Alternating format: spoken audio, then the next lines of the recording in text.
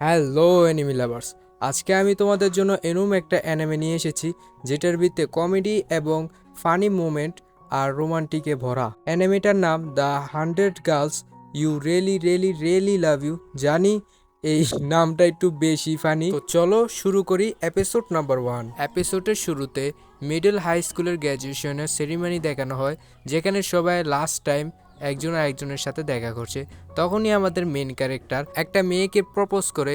মেয়েটা তাকে বলে, আমিও তোমাকে অনেক ভালোবাসি, কিন্তু তোমার সাথে ডেটের কথা ভাবলেই আমার বমি আসে। আর তখন আমাদের মেইন ক্যারেক্টার ভাবে এটা প্রথমবার না যে আমি রিজেক্ট হয়েছি। তখন আইজু বলে, কিন্তু ওই দিনের রিজেকশনের পর আমার মরে যেতে ইচ্ছে করছিল। তখন আইজুর বন্ধু আইজুকে চেয়ার করতেছে এবং বলে, বলো এ পর্যন্ত তুমি কয়বার রিজেক্ট হয়েছো?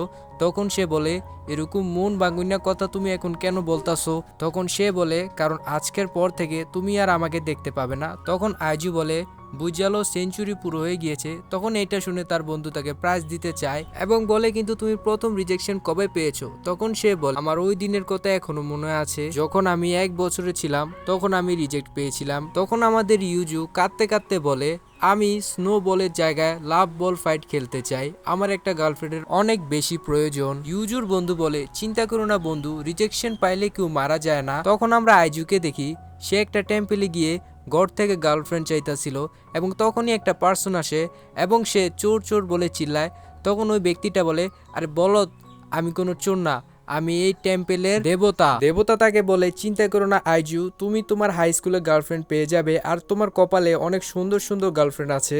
এইটা শুনে আইজু তো পুরো এক্সাইটেড হয়ে যায় এবং দেবতা বলে, আরে এটা আবার কেমন চেহারা?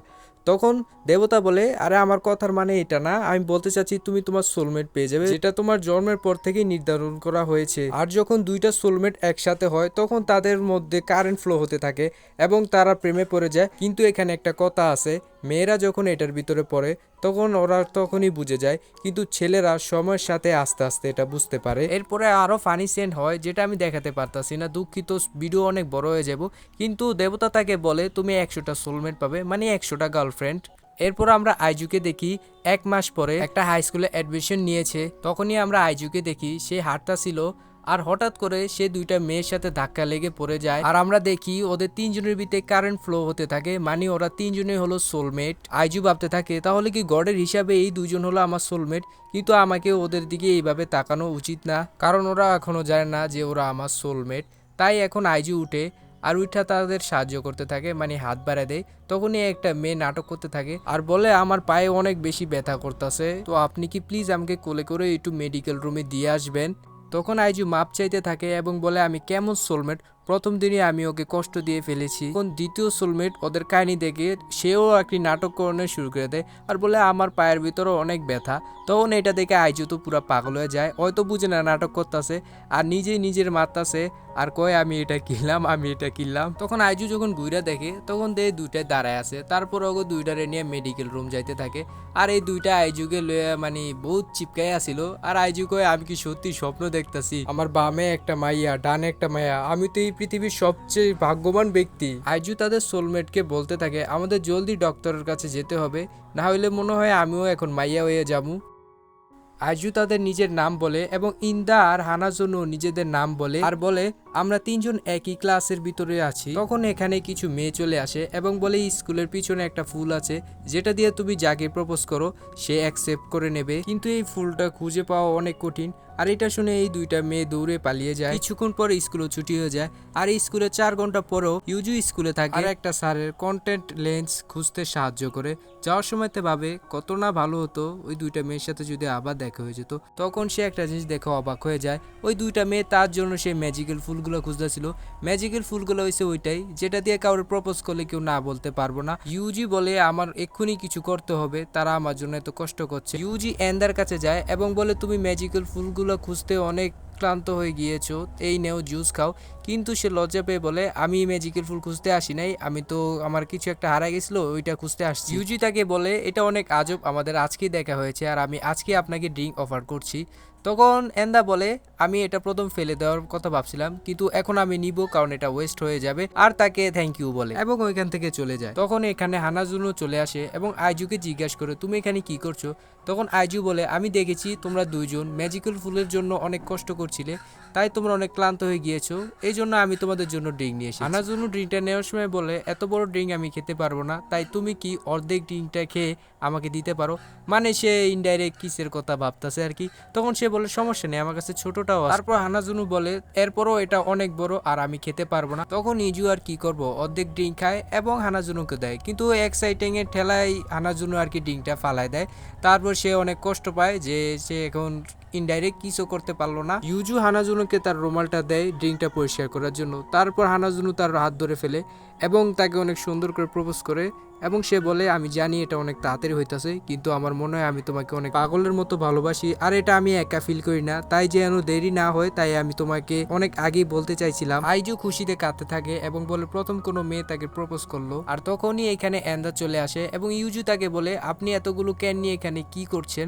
তখন এন্দা বলে তুমি এটা মনে করো না যে তুমি আমাকে ক্যান দিছো আর এটার বদলে আমি তোমাকে কিছু দিতে চাইছিলাম। এন্দা তখনই রেগে যায় এবং হানাজুনুকে বলে কে তোকে সাহস দিছে ইউজুকে এভাবে প্রপোজ করার জন্য। হানাজুনু বলে আমি জানতাম না এন্দা তুমিও ইউজুকে পছন্দ করো, আমি এটা কখন বললাম, কিন্তু সে যদি আমাকে বাইরে নিয়ে যেতে চায় তাহলে আমি তার অবশ্যই গার্লফ্রেন্ড হব, এতে আমার কোনো সমস্যা নেই। তখন ইউজু ভাবে এরকম প্রপোজ করতে আমি কাউরে জীবন দেখি নাই। তখন এন্দা বলে সত্যি কথা হলো এটাই, আমি তোমাকে অনেক পছন্দ করি, প্লিজ আমার সাথে বাইরে চলো। তখন এন্দা আর হানাজুনু তাদের দুইজনের ভিতর যে কোনো একজনকে চুজ করার কথা বলে। ইউজু তাদের কালকের জন্য টাইম চায় এবং বলে কালকে আমি অবশ্যই এই ব্যাপারে তোমাদের কনফার্ম করে দেব। তখন রাত হয়ে যায় আর ইউজুর অবস্থা খারাপ, সে বলে দুইটাই তো আমার পছন্দ হয়, এর কারণ মনে হয় দুইটাই আমার সোলমেট, আর আমি এখন কি করব কিছুই বুঝতে পারতাছি না। ইউজু তখন গডের কাছে চলে যায় এবং গড তাকে বলে তোমার দুইটা সোলমেট, তোমার তো একটু অসুবিধা হবেই। তখন ইউজু বলে তাদের কি হবে যারা আমার মতোই দুইটা সোলমেট। তখন বলে এমবে তো আমি সবারই একটা করে সোলমেট দেই, কিন্তু তোমার বার্থডের সময় আমি একটু ভুল করে লাইছি, ওই সময় আমার ফেভারিট সিরিয়াল আইতাছিল আর আমি কামের ভিতরে হঠাৎ করে আর কি একটু গ্যাঞ্জাম করে লাই, আর একটা সোলমেটের জায়গায় আমি 100টা সোলমেট করে দিই। ইউজু বলে আরে কোন গড কাজ করার সময় এইভাবে টিভিতে সিরিয়াল দেখে। ইউজু বলে সবার জন্য তো একটা সোলিয়া ছিল, তাহলে ওইটা বরাট করার কি দরকার ছিল, আপনি তো আমার জীবন লে ছিনিমিনি খেলতেছেন। তখন গড বলে ইউজু বলে রাখা ভালো, তুমি যদি কোনো কারণে তোমার সোলমেটের সাথে দেখা করতে না পারো তাহলে কিন্তু ওরা মারা যাবে। তখন ইউজু বলে তার মানে আমি ওই দুজনের ভিতরে যদি একজনের প্রপোজ অ্যাকসেপ্ট করি মানে আরেকজন মারা যাবে। তখন গড হ্যাঁ বলে এবং ইউজুর কাছে ক্ষমা চায়। কিছুক্ষণ পর ইউজু একটা আইডিয়া পায়, তখন সে বলে আমি যদি ও দুজনকে আলাদা আলাদা ভাবে দেখা করি এবং দুজনকে প্রপোজ করি তাহলে মনে কিছু একটা হইতে পারে, আর এভাবে আমি দুইজনকেই বাঁচাইতে পারবো। পরের দিন তারা দুইজন ইউজুর অ্যান্সারের জন্য দাঁড়িয়েছিল এবং ইউজু তার কাছে আসে এবং দুইজনকে প্রপোজ করে, যেটা শুনে এন্দা রেগে যায়। তখন ইউজু কালকে রাতের প্ল্যানের কথা ভাবে, তখন সে প্ল্যান করতেছিল সে দুইজনকেই বাঁচাবে, যে কোনো একজনকে যদি চুজ করলে তাহলে আরেকজন মারা যাবে। তখন সে বলে আমি এই দুজনের ভিতরে কাউকে ঠকাতে চাই না, আমি জানি কাউর কাছে নিজের ভালোবাসা প্রকাশ করতে কতটা কঠিন লাগে, আর আমি তাদের জন্য সারা জীবন লয়াল থাকবো। তখন প্রেজেন্ট টাইমে ইউজু বলে আসলে আমি আপনাদের দুজনকে অনেক ভালোবাসি, তাই আমি যে কোনো একজনকে চুজ করতে পারছি না, তাই প্লিজ আপনারা দুজন আমার প্রপোজ অ্যাকসেপ্ট করেন, আর আমি ওয়াদা করছি আমি তোমাদের দুজনকে অনেক খুশিতে রাখবো। তখন এন্দা এই ব্যাপারে আবারও না বলতে থাকে। তখন ইউজু তাদের দুজনকে সেই ম্যাজিক্যাল ফুল দিয়ে প্রপোজ করে, আর এইটা দেখে হানাজুনু বলে আমরা তো এটা অনেক খুঁজেছি পাইনি, তুমি কিভাবে পেলে। তখন ইউজু বলে কালকে রাতে একটা টিজারের মাধ্যমে আমরা সারা রাত ফুলটা খুঁজেছি এবং অবশেষে আমি এটা খুঁজে পেয়েছি। তখন এন্দা রেগে যায় এবং বলে এইসব অন্ধবিশ্বাসে তুমি কি আবার বিশ্বাস করো নাকি, এটা দিয়ে কারোর প্রপোজ করলে না করতে পারবো না, এটা শুধু মিথ্যে কথা। তখন ইউজু বলে আমি এটা এই জন্য আনিনি। তখন এন্দা রেগে গিয়ে বলে তাহলে তুমি এটা কেন এনেছো। তখন সে বলে কালকে আমি দেখেছি তোমরা দুইজন এই ফুলটা খোঁজার জন্য কত কষ্ট করছিলে, আর তাই আমি তোমাদের প্রপোজ করার জন্য এই ফুলগুলো নিয়ে এসেছি। ইউজুর কথা শুনে হানাজুনুর নাক দিয়ে রক্ত পড়তে থাকে এবং সে এই প্রপোজ অ্যাকসেপ্ট করে নেয়। সে বলে আমি হানাজুনুকে অনেক পছন্দ করি এবং তাকে ছাড়া আমি কারোর কথা ভাবতেই পারি না, তাই আমার এতে কোনো সমস্যা নেই। আর তখন হানাজুনুর কাহিনী দেখে এন্দাও তার কাছে চলে আসে এবং তার প্রপোজ অ্যাকসেপ্ট করে নেয়। আর এটা দেখে তোমাদের মতো আমারও খারাপ লাগতেছে, কারণ সে একটা গার্লফ্রেন্ড পায় না আর ইউজু শালায় 2টা গার্লফ্রেন্ড পেয়ে গেছে। তখন ইউজু তাদের দুইজনকে বলে, মানে এন্দা এবং হানাজুনুকে, যে আমি তোমাদের দুইজনকে অনেক ভালোবাসি, তোমাদের দুইজনকে আমি সারা জীবন খুশি রাখবো। আর তখন আমাদের ইউজুর অনেকগুলো সোলমেট দেখানো হয়, তার মানে তার 2টা গার্লফ্রেন্ড হইব না, তার আরও গার্লফ্রেন্ড আসতে চলছে, যেটা আমরা এপিসোড 2-তে দেখতে পারবো। আর তুমি এপিসোড 2 দেখতে চাইলে কমেন্ট করো।